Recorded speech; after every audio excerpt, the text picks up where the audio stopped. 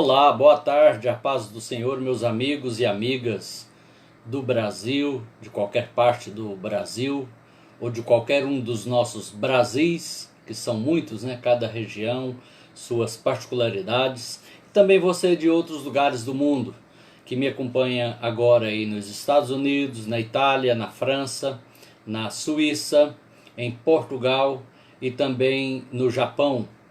E também você que está aí no Paraná, irmão Wellington, irmã Andriele e demais irmãos aí de Tereza Cristina, curtindo esse friozinho, tomando um mate e quem sabe assando um pinhão aí, né? E não alcancei ainda essa oportunidade, quem sabe da próxima. O nosso tema para hoje, eu quero me desculpar pelo atraso, porque estava esperando uma entrega de gás que demorou muito. Eu não poderia ser interrompido depois que começasse, né? Aparições de Jesus Cristo depois de sua ressurreição. É um tema que está intimamente relacionado com o outro que já desenvolvi aqui, que é a nossa ressurreição e o corpo de glória. Porque Jesus é, vamos dizer assim, a primícia desse tipo de ressurreição em corpo de glória. Ele é a primícia dos que dormem, diz a Bíblia. Então, tal qual foi a sua ressurreição, tal será também a nossa ressurreição, se já estivermos dormindo no Senhor quando da volta de Jesus, e também será a nossa transformação, se estivermos vivos para o dia e momento da volta de Jesus. Ressurreição ou transformação vai resultar numa mesma coisa, um corpo de glória, eterno, imortal, incorruptível, que não se corrompe, quer dizer, não adoece, não envelhece e não morre. Essa parte do não envelhece, muitas irmãs gostaram muito, né? É o botox espiritual permanente, eterno, nunca mais vai envelhecer. Na verdade, é uma reconstituição que o Senhor Deus fará em nós ao modelo do que era Adão antes de pecar. Bem, hoje não tem a musiquinha antes de começar. Boa tarde, Luzinete Soares, porque já comecei um pouco atrasado. A ressurreição de Jesus, ela foi uma ressurreição sobrenatural, porque ele não reviveu por uma reanimação mecânica ou espontânea. Ele foi ressuscitado pelo poder do Pai. E ele permaneceu aqui na terra depois de ressuscitar dentre os mortos por espaço de 40 dias. É fácil gravar, né? 40 dias. Desde a sua ressurreição no domingo, o primeiro dia da semana, até a descida do Espírito Santo, que também foi num domingo, o primeiro dia da semana. Naquela manhã em Jerusalém, chamada de dia de Pentecostes, era a festa das primícias das colheitas, decorreram 50 dias, 40 com Jesus ainda aqui na terra. Aí ele se despediu dos discípulos no monte chamado das Oliveiras, que fica ao redor de Jerusalém, e ele então subiu para o céu e foi oculto numa nuvem. E apareceu anjos que falaram com aqueles judeus, ou aqueles galileus que estavam ali. E aqui vamos acenar. Muito bem.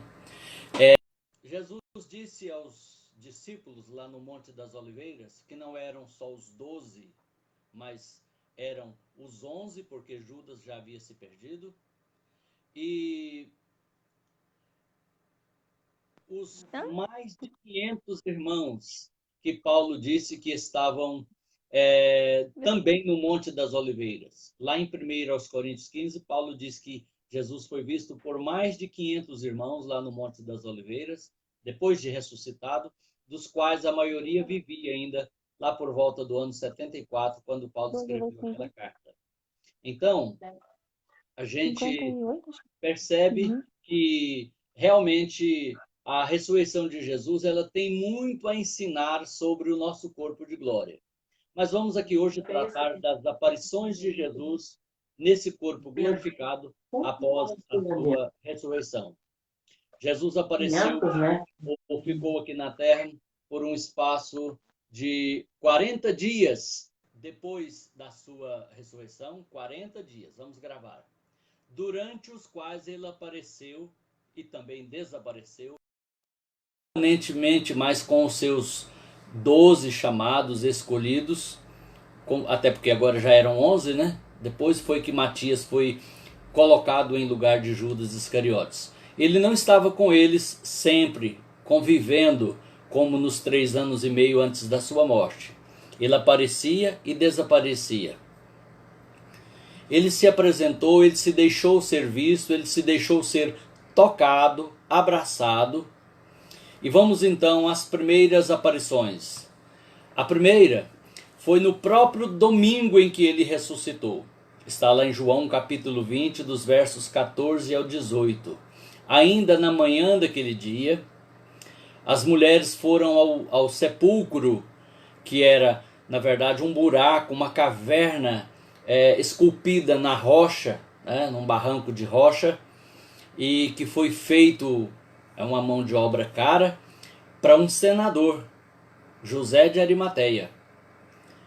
E aquele homem, como todo rico, poderia preparar o seu túmulo próprio, específico, pessoal, particular, antes da sua morte. E ele o fez.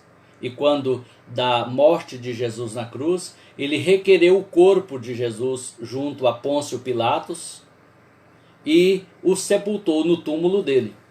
Eu quero chamar a sua atenção aqui, embora o nosso assunto é as aparições de Jesus depois da sua ressurreição, eu quero chamar a sua atenção para um detalhe interessante, bem-vindo Carlos Márcio, acerca de Jesus. Como a sua passagem por essa terra foi curta e com um propósito, ele não veio para adquirir propriedades, para constituir família.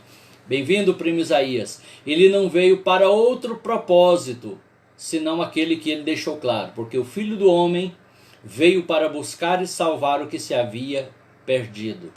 Porque o Filho do Homem não veio para ser servido na sua vida aqui na terra, mas para servir e dar a sua vida em resgate de muitos. Bem-vinda, Rosilene. Abraço a você e a sua família. Então tudo que Jesus usou era emprestado.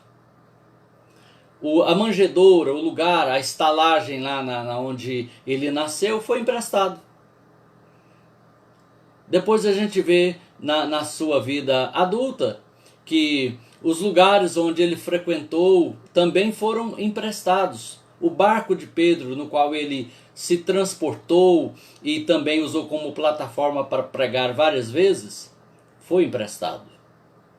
A gente vê que o jumentinho que ele entrou montado em Jerusalém e aclamado pela multidão como rei dos judeus, só que não, eles não o receberam, aquilo foi só para se cumprir as escrituras, também era emprestado.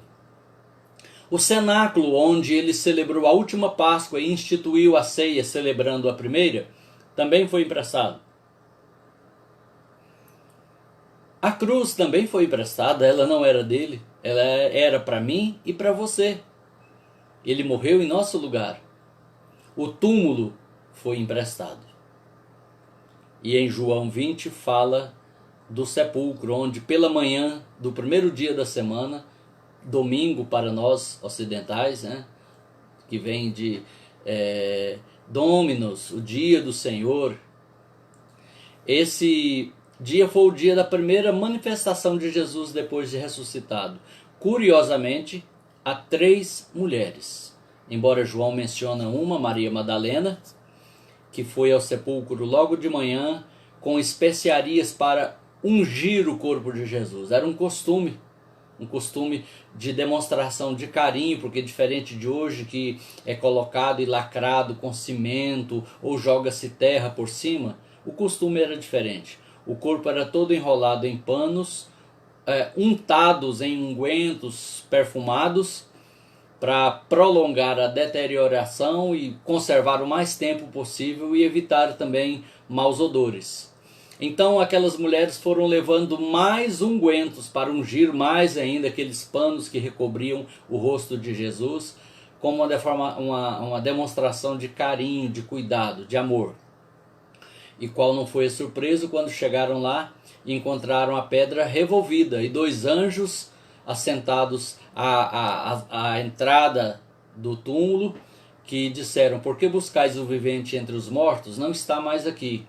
Então elas disseram: Senhor, elas, ao saírem dali, encontraram um personagem no meio do jardim que dava acesso ao túmulo. Era coisa chique, né? Um túmulo particular com jardim na frente, um horto. E elas, julgando que fosse o jardineiro, o hortelão, perguntaram a ele: onde colocaram meu senhor? Se o levaram, dize-me para onde o levaram, que eu quero ir ungí-lo. E quando aquele homem se voltou para elas, Maria Madalena o reconheceu e disse: Rabone, ou meu mestre. Rabi é mestre, mas Rabone é pessoalmente, meu mestre. E ao reconhecer que era o amado Jesus, o mestre dos mestres, ela quis abraçá-lo. Ele disse: não, ainda não subi para meu pai, mas vai e diz a meus discípulos, anuncia a minha ressurreição.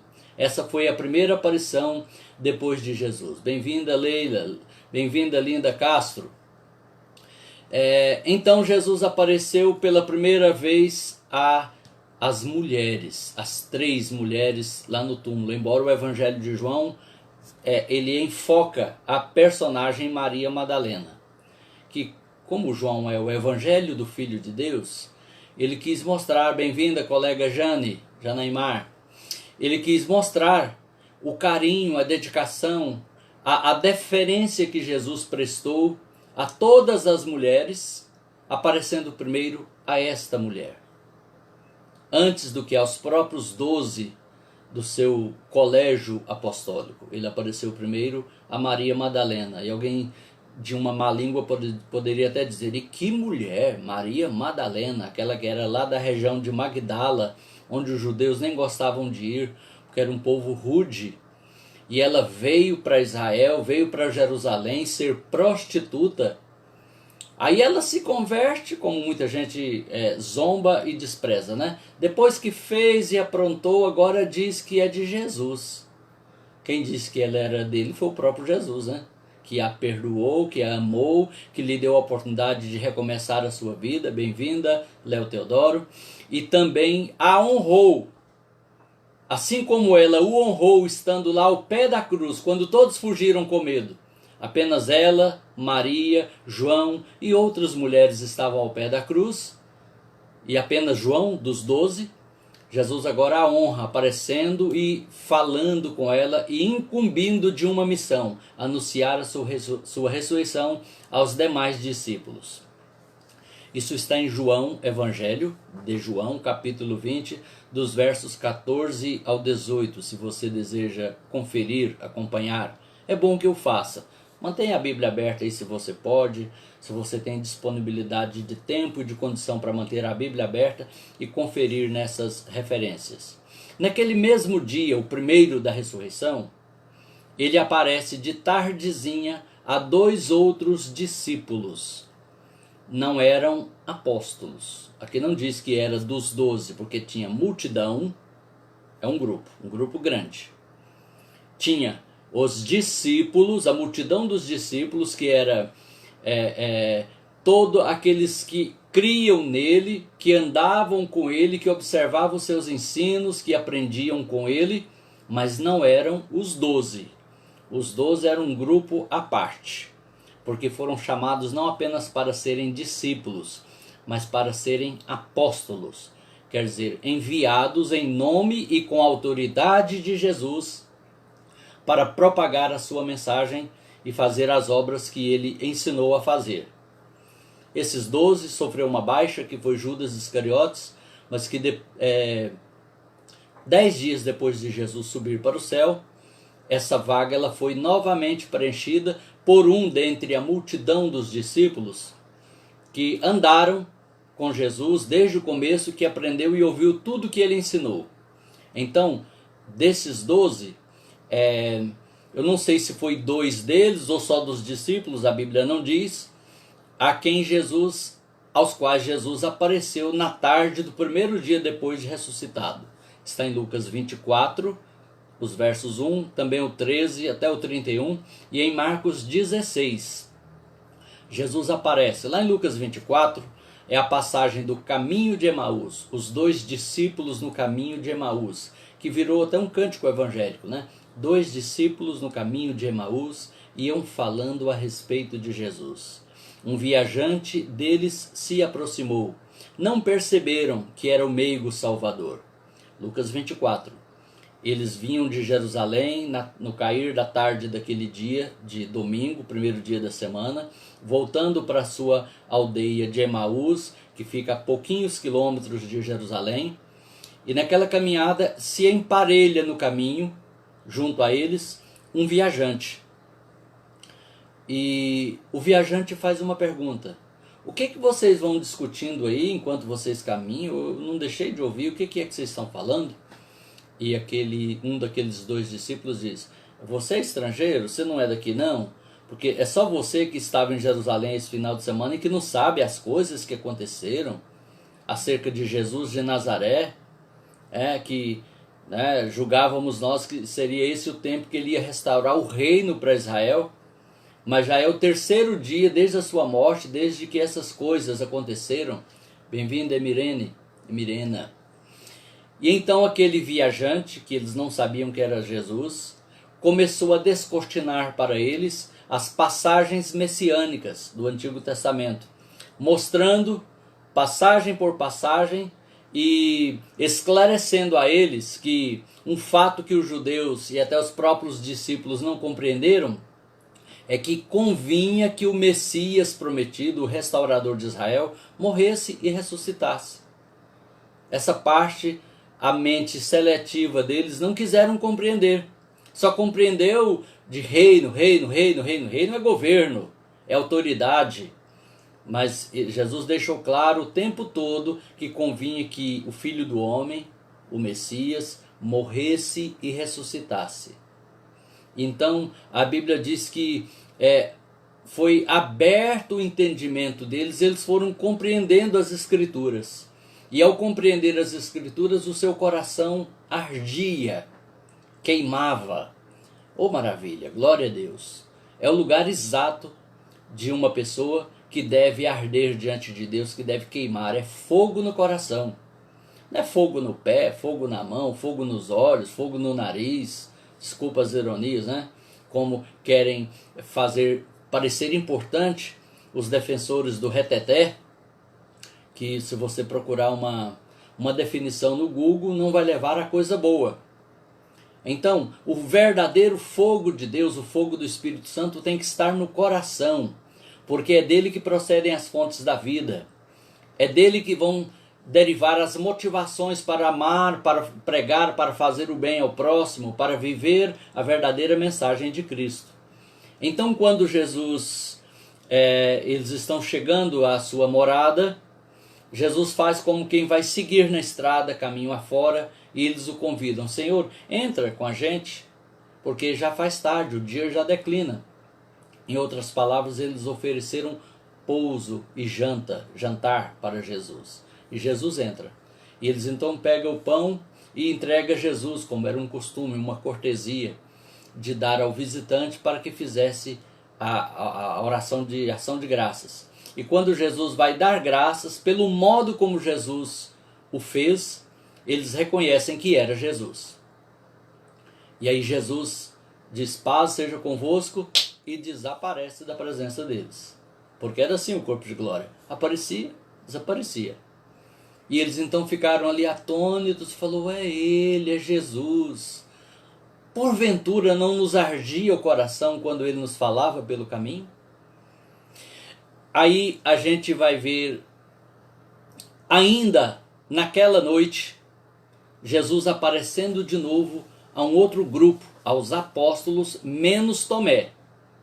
Bem-vinda, Maria José de Souza. Jesus aparece lá num cenáculo, um lugar de reunião, como fosse uma grande sala de jantar, onde estavam reunidos os 10.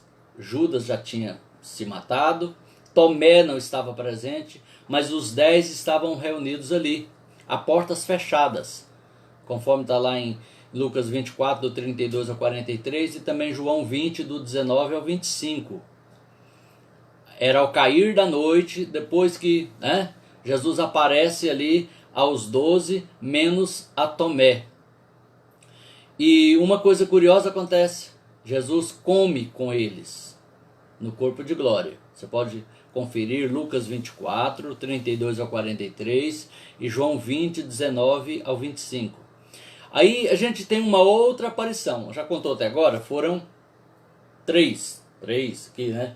3 aparições de Jesus num dia só depois de ressuscitado. Quero chamar a sua atenção, irmã, irmão que me acompanha agora nessa live, para um fato.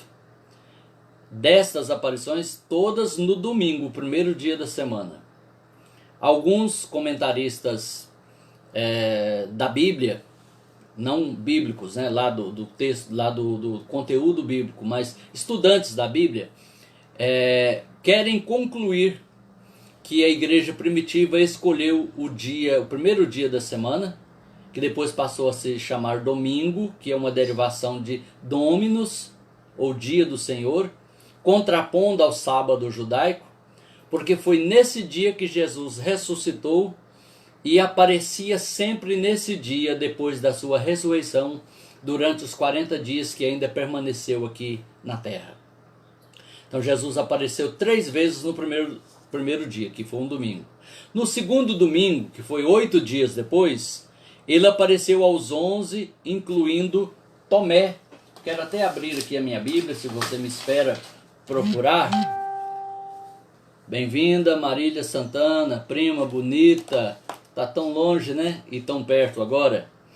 Aqui no Evangelho de João, capítulo 20, a gente vai ver Jesus aparecendo aos seus discípulos, aos 11, aos 10 da primeira aparição, e agora juntamente também Tomé, lá naquele mesmo cenáculo onde eles ficavam, pegou costume de se reunir naquele lugar, né? Trancavam as portas, era um lugar aparentemente seguro por causa da perseguição dos judeus. João 20, 26, que passo agora a ler. E 8 dias depois, por isso eu concluo que foi num domingo, porque se ele apareceu, ele ressuscitou e apareceu 3 vezes no dia da sua ressurreição, um domingo, 8 dias depois de um domingo, é o próximo domingo. Então Jesus diz, a palavra diz aqui, e 8 dias depois estavam outra vez os seus discípulos dentro, e com eles Tomé. Aí, Tomé agora está presente. E com eles Tomé. Chegou Jesus estando as portas fechadas, porque o corpo de glória da ressurreição faz isso, ele entra em lugar trancado, aparece e desaparece. Bem-vindo, Jaime. Prosseguindo. E apresentou-se no meio e disse, paz seja convosco. Aquela saudação hebraica, judaica, tradicional. Shalom, shalom. Depois disse a Tomé, agora ele se dirige ao único que não estava da primeira vez. Põe aqui o teu dedo e vê minhas mãos, e chega a tua mão e põe-na no meu lado, e não sejas incrédulo, mas crente. E Tomé respondeu e disse, Senhor meu e Deus meu. Chupa essa aí agora aqueles que não acreditam que Jesus é Deus, que acham que ele foi um homem especial, um anjo mais graduado ou qualquer coisa do gênero. O próprio Tomé, um dos 12, ao contemplá-lo ressurreto, exclamou, dirigindo-se a ele, Senhor meu, Kyrios no grego, o dono do escravo, e Deus meu, Rho Theos no grego, não é Theos, no sentido comum, que é qualquer divindade, qualquer ídolo, não.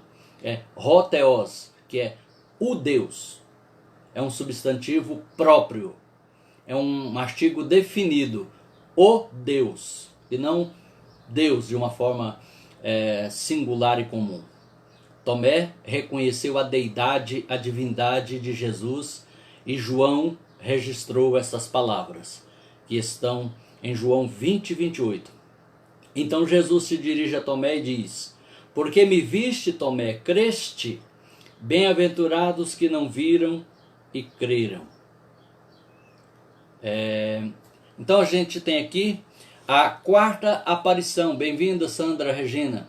A quarta aparição de Jesus depois de ressuscitado em seu corpo de glória. Vamos para a quinta. A quinta é: Jesus aparece junto ao mar de Tiberíades, na Galileia, a mais de 140 quilômetros desse lugar. Aqui não diz qual dia da semana ele apareceu, mas você viu que ele apareceu 4 vezes aos domingos. E está em João 21, dos versos 1 ao 14. Aqui está a minha Bíblia aberta. Jesus aparece a 7 discípulos junto ao mar, que na verdade é um lago, de Tiberíades. Para um lugar tão seco, um imenso lago é chamado de mar, né? Era chamado de mar. Mas a gente sabe que numa classificação correta seria um grande lago, o lago de Tiberíades, que fica bem longe de Jerusalém. E diz aqui: depois disto, depois daquela primeira que eu li, né? De João 20, lá no cenáculo, e para Tomé também. Depois disto, manifestou-se Jesus outra vez aos discípulos junto do mar de Tiberíades. Manifestou-se assim. Observe, João vai descrever como Jesus se manifestou ressuscitado. Estavam juntos Simão Pedro, Tomé, chamado Dídimo, que quer dizer gêmeo. Então isso já está implícito aqui, que ele tinha um irmão gêmeo que nascera junto com ele, Tomé. Por isso ele era chamado de gêmeo ou Dídimo. E Natanael, que era de Caná da Galileia. Os filhos de Zebedeu, Tiago e João, e outros 2 dos seus discípulos, que não são nominados aqui. Então, ao todo, 7 discípulos. Como foi? Disse-lhes Simão Pedro: vou pescar. E os outros 6 disseram: nós vamos também. Jesus já morreu, aquilo que a gente pensava que ia acontecer não aconteceu, então vamos voltar às nossas atividades. Mas não vamos pescar aqui por perto de Jerusalém, não, vamos lá para o lago de Tiberíades, lá na Galileia, de onde a gente era, vamos voltar para casa. E os outros disseram: vamos também contigo. Foram e subiram logo para o barco, estava com pressa, né? E naquela noite nada apanharam. E sendo já de manhã, Jesus se apresentou na praia, mas os discípulos não conheceram que era Jesus. Será que Jesus estava tão diferente assim depois de ressurreto? Bom, ele estava num corpo de glória absolutamente perfeito, como o de Adão antes de pecar, sem nenhuma imperfeição física, mas o fato de não o conhecerem pessoalmente, eu acredito que foi mais pelo inusitado, por não esperar que o veriam, porque afinal já o davam por morto e caso encerrado. Mas agora Jesus está, ou então não, no caso daqueles que o viram lá no cenáculo, não esperavam vê-lo agora tão longe, já que ele não viajou com eles. Era uma viagem longa, era uma viagem de no mínimo 2, 3 dias. Se ele não foi com eles, como é que ele aparece lá tão rápido? E onde ele ficava enquanto desaparecia e aparecia de novo? Não sei, a Bíblia não diz, mas o fato é que ele não voltou para o Pai. Ele só voltou quando ele se despediu dos discípulos. Então é como dizer, onde Jesus está hoje espiritualmente? Ele está em todo lugar, porque um dos atributos da divindade é a omnipresença, a presença completa em todos os lugares ao mesmo tempo. Apenas quando ele aparecia visivelmente, essa presença estava localizada ali para aqueles que o viam. Bom, e o texto diz assim: e os seus discípulos não reconheceram que era Jesus. Verso 5, João 21, verso 5. Disse-lhes, pois, Jesus: filhos, tendes alguma coisa de comer? Responderam-lhe: não. E disse-lhes Jesus: lançai a rede para o lado direito do barco, e achareis. Esse milagre da pesca maravilhosa, se a gente não estudar a Bíblia, apenas ler, você não vai perceber que ele está já num contexto de pós-ressurreição. Bem-vindo, pastor Vicente Suaste, desde Equador. Bem-vindos, hermano. Bendiciones a usted e a hermana Susana. Bom, no contexto de pós-ressurreição, Jesus operou esse milagre. ele ordenou, bem-vindo pastor Oswaldo, ele ordenou aos seus discípulos que voltassem ao lago, jogassem a rede da banda direita e iriam achar peixe. E eles o obedeceram. Verso 6, ele lhes disse, lançai a rede para o lado direito do barco e achareis. Lançaram-na, pois, e já não a podiam tirar pela multidão dos peixes. Não é aqui que diz, acho que no Evangelho de Marcos ou de Lucas, que foram 153 grandes peixes. De tal forma ficou pesada a rede que precisaram fazer aceno aos companheiros de outro barco que pescavam por ali para que viessem ajudar a tirar os peixes que pescaram. Vou prosseguir. Então aquele discípulo a quem Jesus amava, que é uma forma codificada, que a gente já decodificou, né, de João referir-se a si mesmo, né, aquele discípulo a quem Jesus amava, que é João, disse a Pedro, é o Senhor. João foi o primeiro que o reconheceu. Essa vantagem adveio da sua intimidade com Jesus, de conhecer as particularidades do comportamento de Jesus. E quando Simão Pedro ouviu que era o Senhor, cingiu-se com a túnica, porque estava nu, e lançou-se ao mar. Um pudor que sentiu, tomado, né, pelo temor de estar diante do próprio Deus encarnado, o Verbo que se fez carne. E os outros discípulos foram com o barco, porque não estavam distantes da terra, senão quase 200 côvados, levando a rede cheia de peixes. Logo que desceram para a terra, viram ali brasas e um peixe posto em cima e pão. Disse-lhe Jesus, trazei dos peixes que agora apanhastes. Simão Pedro subiu e puxou a rede para a terra, cheia de 153 grandes peixes, e sendo tantos, não se rompeu a rede. Outro milagre. Bem-vinda, Cleide. 153 peixes, que lá no outro evangelho diz que o barco não suportava, teve que chamar um segundo barco para ajudar e a rede não rasgou. É aquele negócio, meus amados irmãos, quem tem experiência de vida cristã sabe disso, que o que Deus faz é perfeito. E não tem milagre, não tem explicação. Desista, não tente explicar um milagre. Os que tentam fazê-lo, na verdade, até ofendem a Deus, porque como que vai explicar algo que Deus fez que é sobrenatural, né?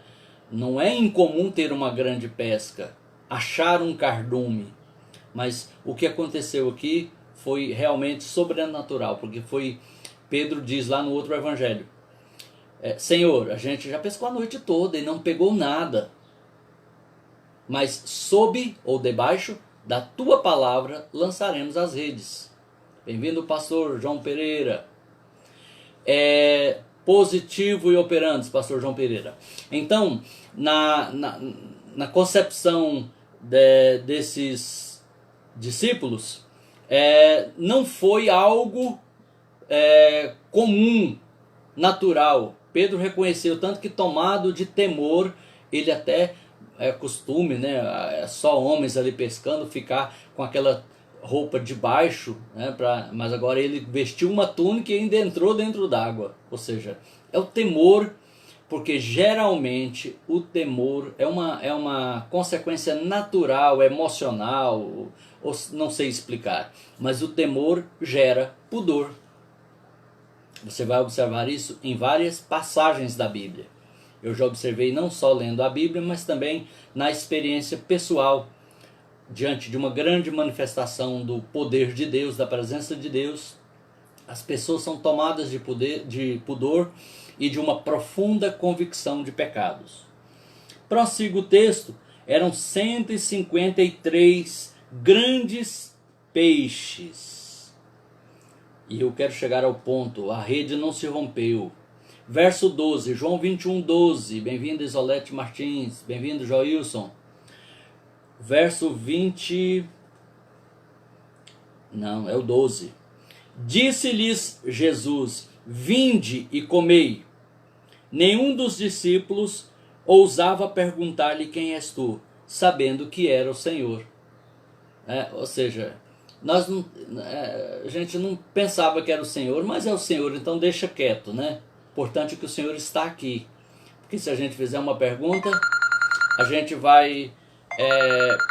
só um minuto. Se a gente fizer uma pergunta, a gente vai estar duvidando do Senhor.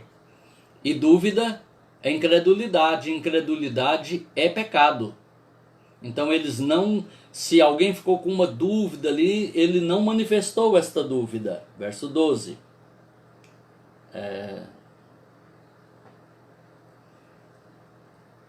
Chegou, pois, Jesus, verso 13, tomou o pão e deu-lhes semelhantemente o peixe. E já era a terceira vez que Jesus se manifestava aos seus discípulos, depois de ter ressuscitado dentre os mortos. Porque uma das vezes foi para as mulheres, lembra? A outra vez foi para os dois no caminho de Emaús, mas provavelmente não eram dos 12, aqueles dois, era da multidão dos discípulos. Por isso que diz que pros 12 foi a terceira vez que ele se manifestou. Verso 14. Eu quero chamar a sua atenção para o fato de que Jesus comeu com eles, que Jesus usou peixe assado e pão e celebrou uma refeição com eles de comunhão depois de ressuscitado e de realizar o milagre da pesca maravilhosa. Bom, o tempo não espera, então vamos para a última aparição. A última aparição de Jesus foi no Monte das Oliveiras. Está em Atos capítulo 1, 1 Coríntios 15, Lucas 24 e Mateus 28. Todas essas passagens mencionam a aparição. Bem-vinda, missionária Sandra Rezende, pastor Jacques, meu pastor, muito bem-vindo. Essas passagens de 1 Coríntios 15, Atos 1, Lucas 24 e Mateus 28, elas reportam a última aparição física de Jesus aqui na terra antes de subir para o céu, de ser assunto ao céu, antes da sua assunção ou ascensão, subida para o céu. Vamos então à primeira, 1 Coríntios 15, 6, já fechando esse tema hoje, aparições de Jesus depois de ressuscitado. Diz assim, vou ler um pouquinho antes, a partir do 3 verso 3, para contextualizar melhor. Porque primeiramente vos entreguei o que também recebi, que Cristo morreu por nossos pecados segundo as Escrituras. Morreu, ok. E foi sepultado, diz o verso 4, ok, foi sepultado. E que ressuscitou ao terceiro dia segundo as Escrituras. E que foi visto por Cefas, Pedro. Aqui aparece o seu nome aramaico para Simão. Simão, hebraico. Cefas, aramaico. Pedro, Petros, do grego. Então vamos lá. A Cefas, depois pelos 12. Depois foi visto uma vez por mais de 500 irmãos, dos quais ainda vive a maior parte, mas alguns já dormem também.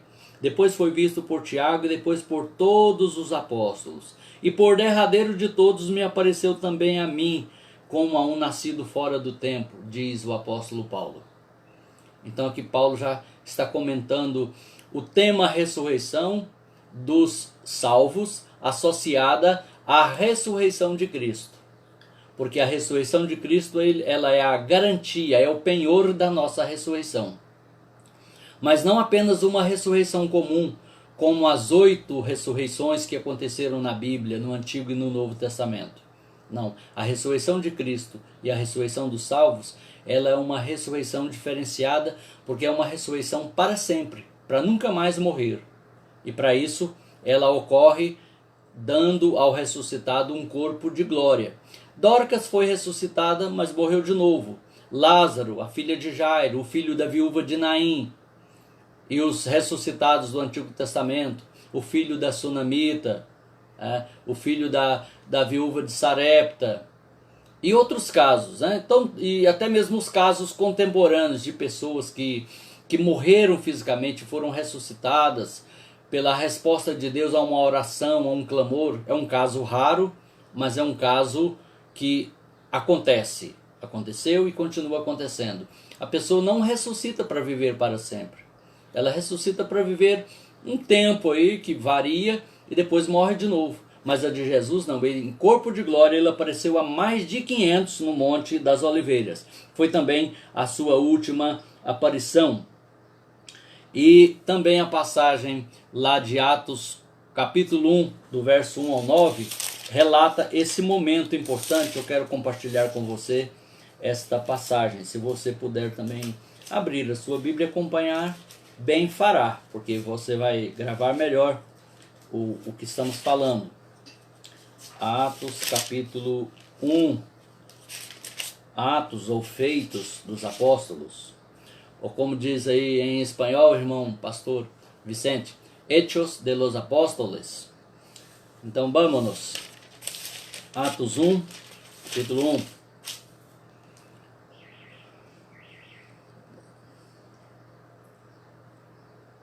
Fiz o primeiro tratado ao Teófilo acerca de tudo que Jesus começou não só a fazer, mas a ensinar. Jesus não só ensinava, não, ele fazia também.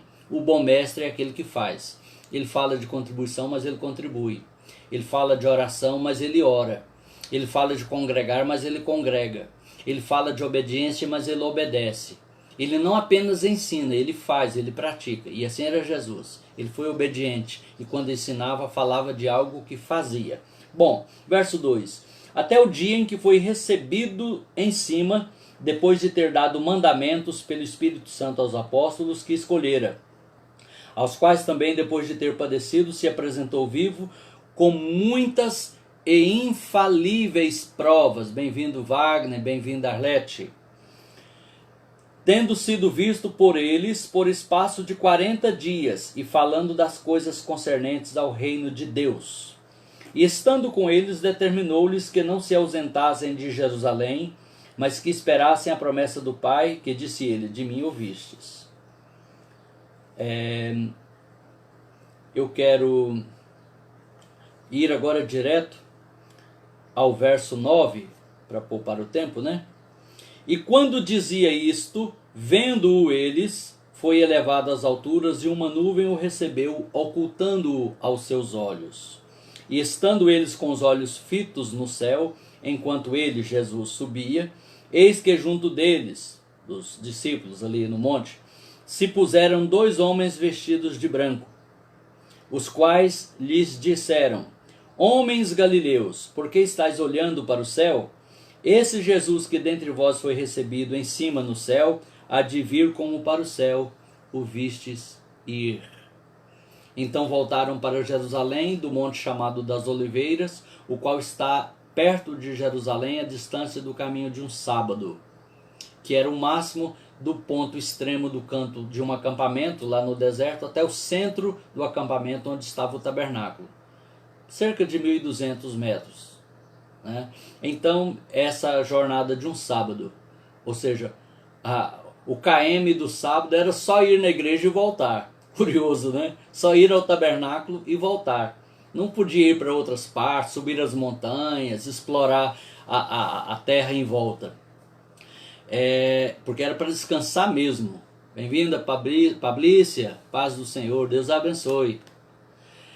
E entrando, subiram ao cenáculo, onde habitavam Pedro, Tiago e João, e André, Filipe, Tomé, Bartolomeu e Mateus, Tiago, filho de Alfeu, Simão Zelote, Judas, irmão de Tiago. Todos estes perseveravam unânime em oração e súplicas com as mulheres e Maria, mãe de Jesus, e com seus irmãos. A família física de Jesus também ficou no cenáculo, aguardando a descida do Espírito Santo, que ocorreu 10 dias depois desta despedida de Jesus em corpo de glória, em corpo ressuscitado, que foi a sua 5ª aparição depois de ressuscitado. Então, meus amigos, irmãos, fechando aqui o tema de hoje, eu quero anunciar para amanhã ou depois um tema que foi proposto pela Mara Sobral, que foi minha ovelha quando era bem garotinha, né, na igreja. Hoje é uma senhora, uma mãe, serva de Deus, casada, seu irmão Lucas, seus pais, um grande abraço a todos. Ela propôs o tema sobre ministério feminino na igreja.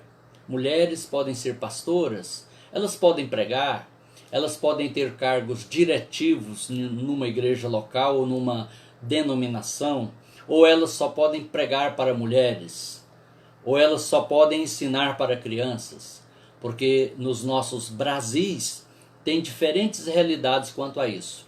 Mas antes, vamos fechar o tema que estava propondo. Bem-vinda, irmã Irailde Silvério, e abraço a toda a família Silvério, grandes baluartes da obra de Deus aqui em Goiânia e por onde passam. Jesus ficou na terra depois de ressuscitar 40 dias. Apareceu 5 vezes. 4 aos domingos. A outra não sabemos qual dia foi. Bem-vinda, Isolete.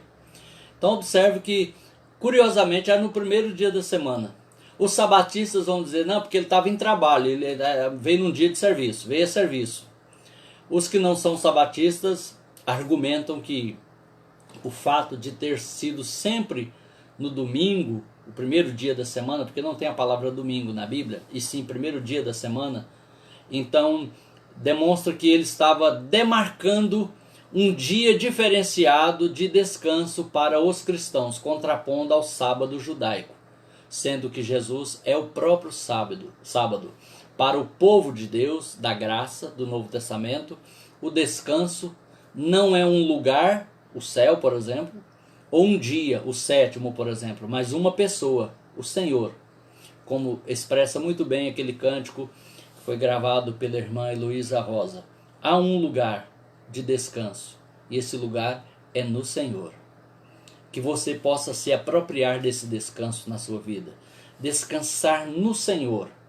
Não é um descanso apenas para o corpo físico, seus músculos extasiados pelo labor, pelo trabalho, mas um descanso que vem de dentro.